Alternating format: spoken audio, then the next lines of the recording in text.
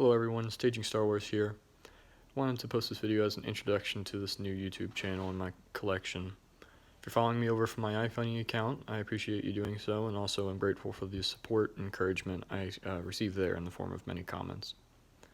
Before I get this video started, I just want to go through some disclaimers. First off, as you may have already noticed, the camera's not the best, so I apologize for any quality issues or the occasional or constant camera shake. And also this video, as you may have also realized, is not scripted. I'm only going by a short offline, but I'll try and keep it concise.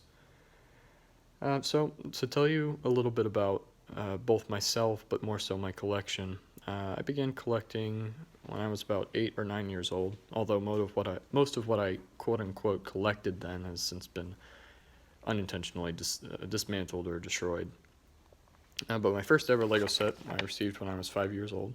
Was the Vector Detector, released in 1990 as a LEGOLAND exclusive, and its set number is 6877. So, as you may have also seen, this is my garage. My girlfriend and I are co-inhabitants, and she was tolerant enough of my hobby to allow me to set up in the garage. The collection has been growing for about 16 years now. It's valued at about $36,000, and I have about 2,500 to 3,000 minifigures, although the exact figures for those valuations are posted on my iFunny account, and a link is in the description. I collect, as my username would suggest, primarily Star Wars themes. However, I also have Pirate, Castle, Pirates of the Caribbean, some miscellaneous ones like Indiana Jones, Lone Ranger, Prince of Persia.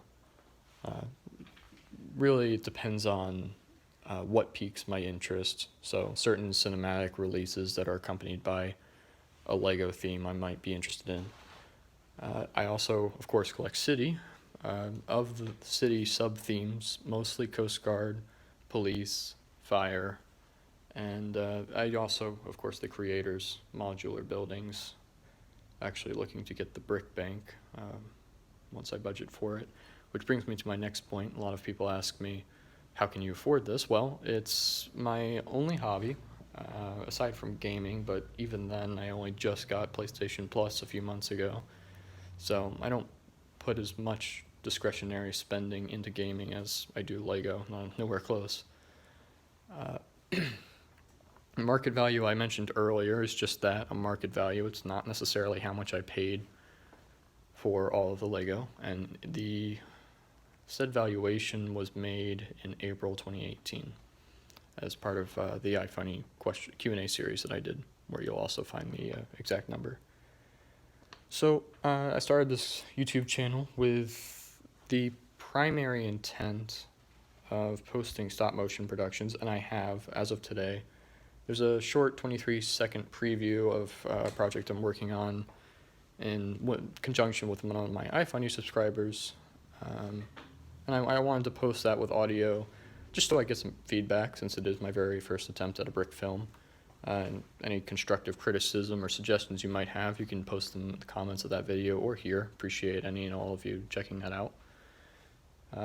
I did that so I can hopefully improve the quality as I add to the story installments introduced in that video. And that brings me also to my next point, which is any requests for future content. I'll be doing probably product reviews, as if we don't have enough of those on YouTube already.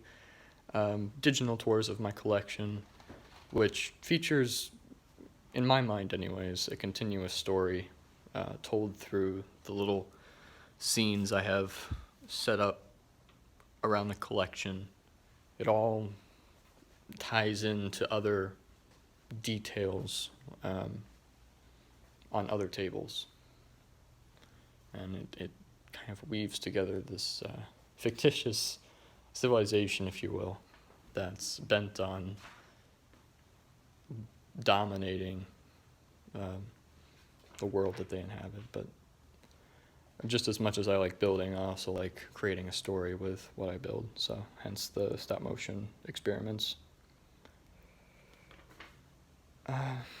So, as you see, just to give a little detail about the display, aside from what you've already seen, I do have workstations set up beside each of the table. People often ask me how I squeeze back and work on certain parts. Well, that's the answer. I put the pieces that I think I'll need there, and once I do shimmy through the table, I often don't have to leave there for however long I need to do whatever I'm doing. I also keep all the boxes. If you are a budding Lego collector or have any interest in all of collecting Lego, one of the foremost things that you should note is that every component of the set, has value.